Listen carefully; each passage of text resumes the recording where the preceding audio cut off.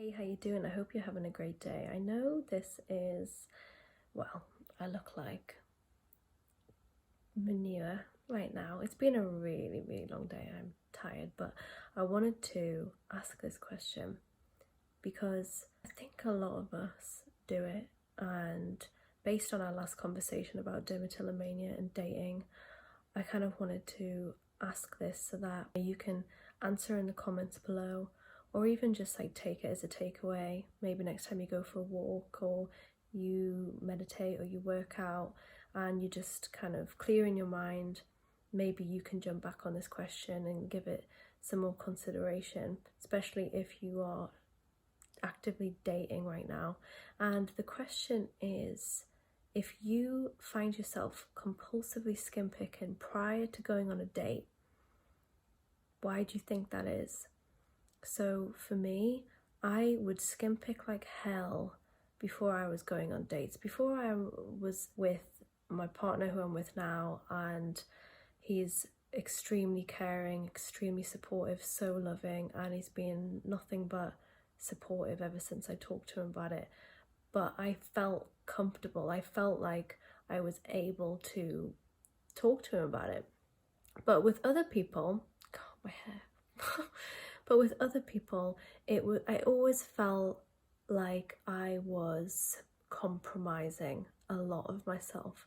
I was going on dates with people I didn't really care hugely about, people that, looked good on paper or looked good on Tinder or whatever it is you used. I used Tinder at the time to get to know people, especially when I moved to London, because I had come from a town that was completely different to London, and so dating in London was just it was like a whirlwind. You're like a deer in headlights. I always found that I was compromising a lot of myself. I was getting to know someone that ticked some boxes but didn't tick all of them, and I'm asking you, if you find yourself compulsively skin picking before you're going on a date, why do you think that is?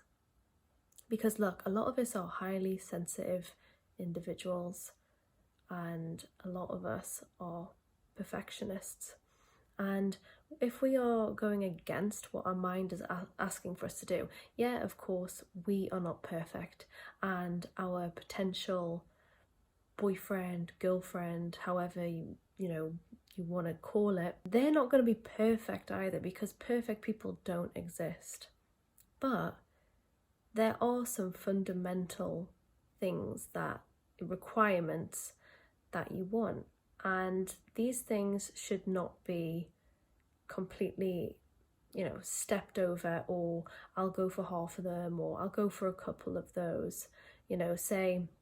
Say someone has a great job and your parents would approve, it's ticking all the boxes in some sense, but on the other, they're not very emotionally connected.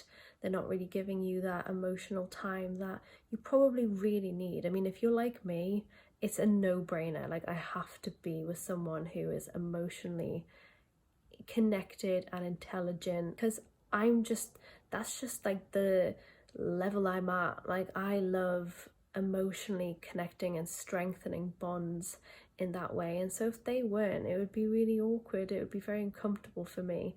But I found that when I was compromising too much of myself, when the people I was getting to know were not ticking the fundamental boxes that was an absolute requirement in order for me to feel like my full self, in order for me to feel like there was going to be a safe, supportive space for me to be myself. And of course, that in the back of my mind, I always knew that would come to the conversation on dermatillomania.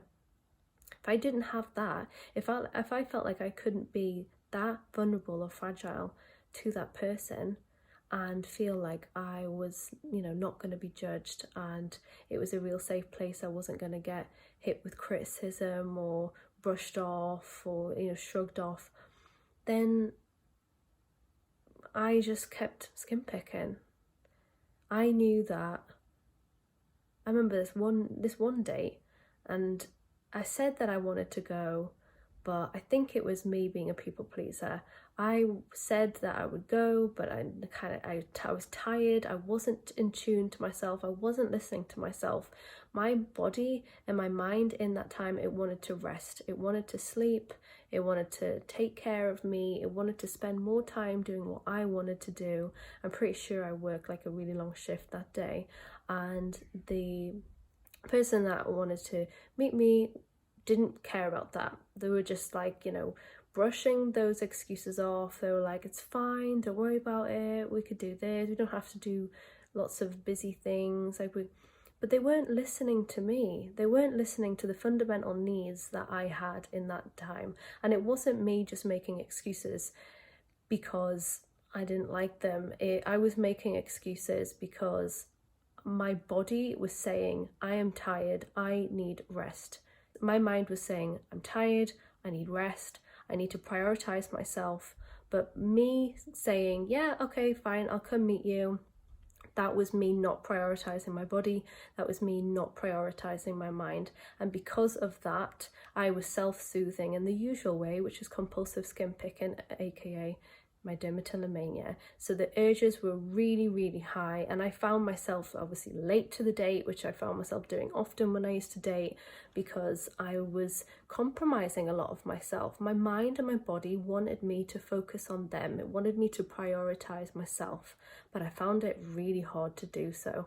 I found it ultimately like the last thing that I was able to do, because I was putting a lot of my power into other people, into being, you know, trying to be spontaneous, trying to be attractive, trying to be, I guess, liked. And I was trying to feel validated from someone else, when really I should have been working on myself and getting that self-validation. That's what I needed. But instead I was focusing my attention in the wrong place, trying to get it from someone else, because it's a quick, easy win, I guess. If you get it, you're like, yay.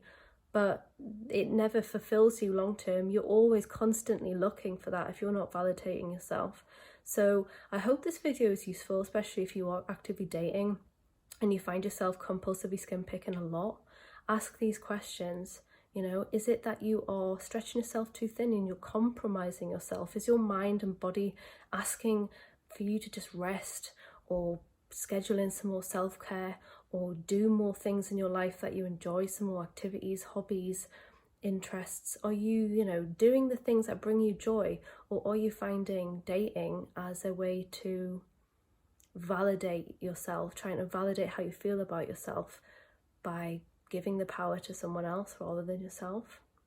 I'd love to know what your thoughts are. Please drop them down in the comment section below, and if you like this video, please give it a like, and I hope you have a great day. P.S. It's my birthday tomorrow, so next time you see me, hopefully I won't look like this, but I will be 28.